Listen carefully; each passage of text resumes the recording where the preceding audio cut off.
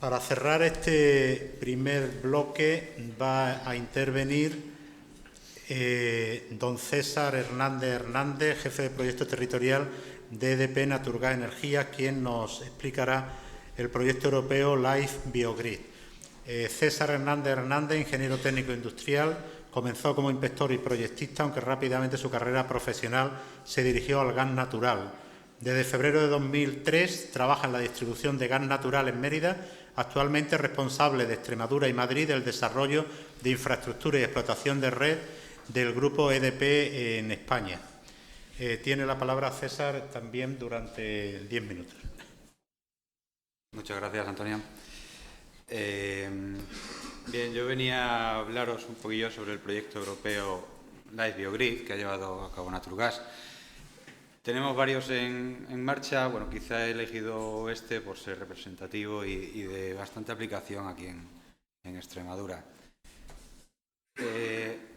Para poner un poquito en valor el proyecto y ubicarlo en un entorno europeo y español, vamos a hablar primero ligeramente de ciertas cuestiones como el CO2, las emisiones, concentraciones de CO2, comparativas de gas natural, biometano y biogás, producción de biogás, biometanos, demanda de gas natural, usos de estos combustibles y bueno, luego ya hablaremos un poquito de lo que ha sido el proyecto y algunas conclusiones.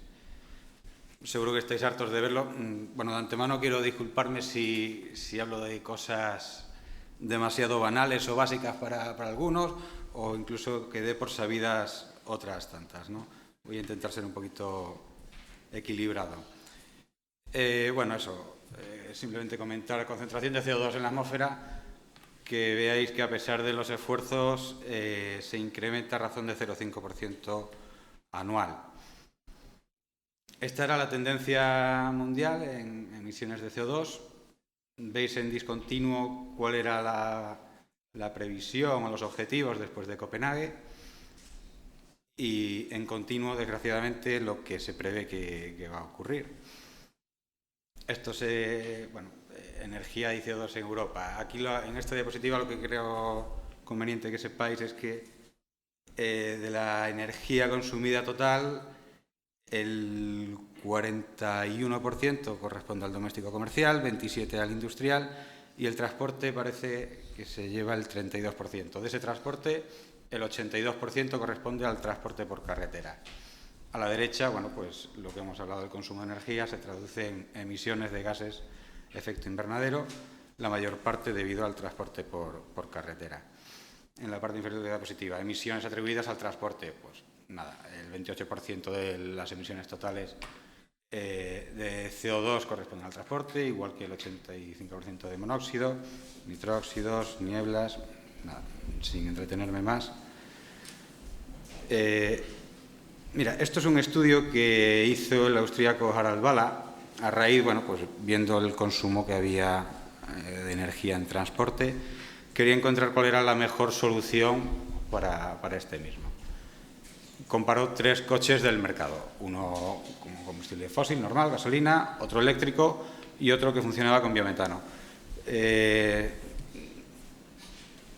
Toyota, por ejemplo, que es de gasolina, pues vio que emitía 89 gramos de CO2 y comparándolo con el eléctrico, que a priori puede ser una gran solución para grandes núcleos urbanos, no emite CO2 en el lugar en el que se mueve, pero siempre hablamos de emisiones equivalentes, pues hablaba de eso, entre 0 y 130 gramos de CO2 en función de la procedencia de esa energía eléctrica que habría que considerar, ¿no?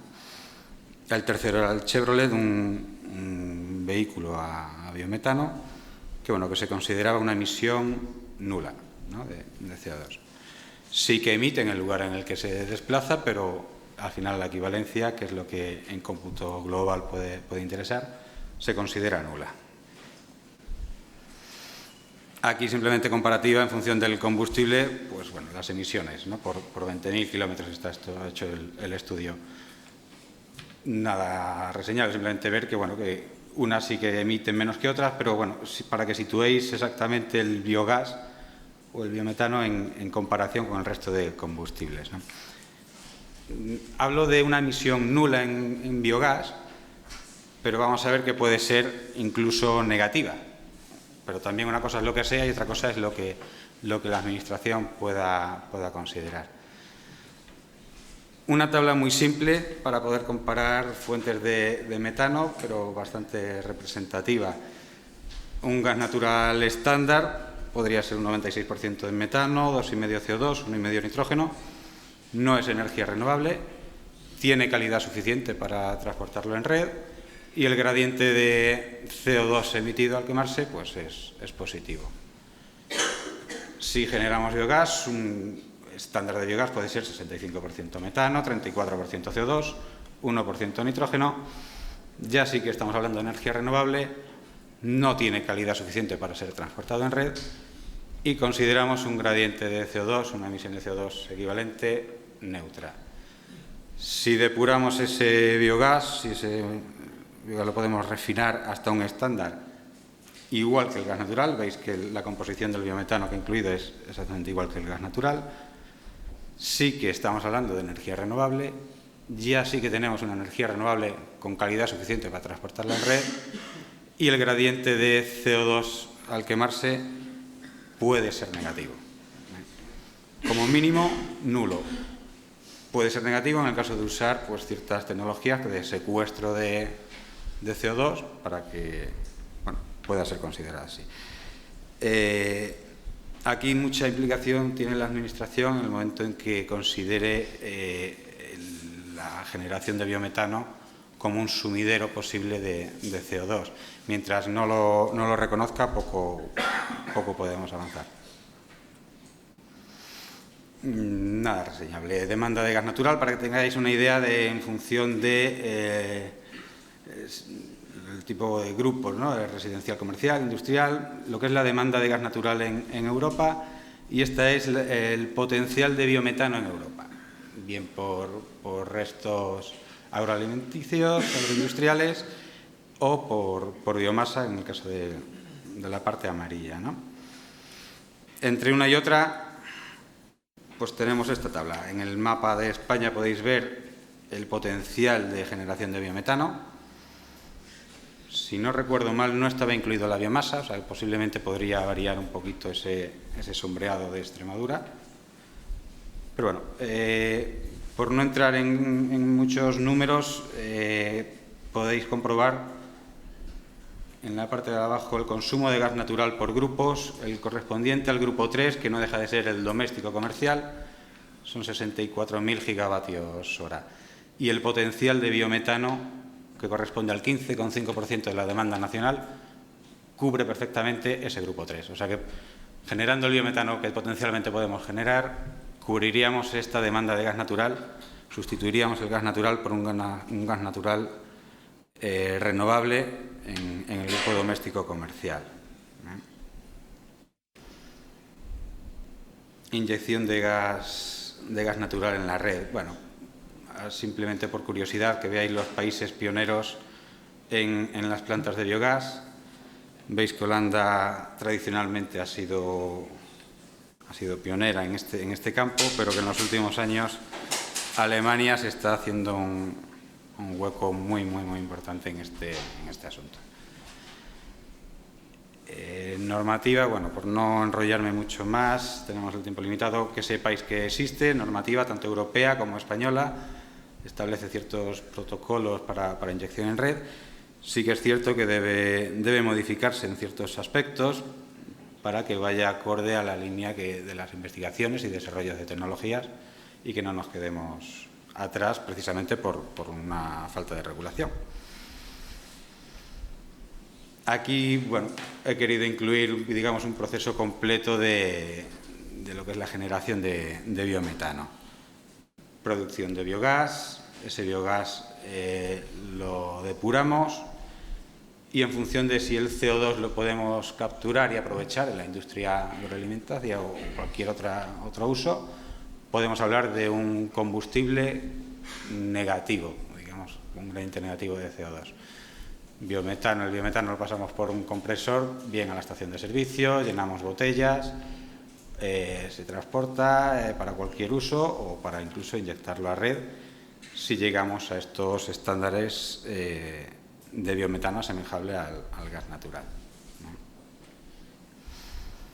Y bueno, con esto, digamos, podemos estar en condiciones de poner un poquito en valor este proyecto que ha llevado la iniciativa Gas Natural, Naturgas Energía en Europa. No deja de ser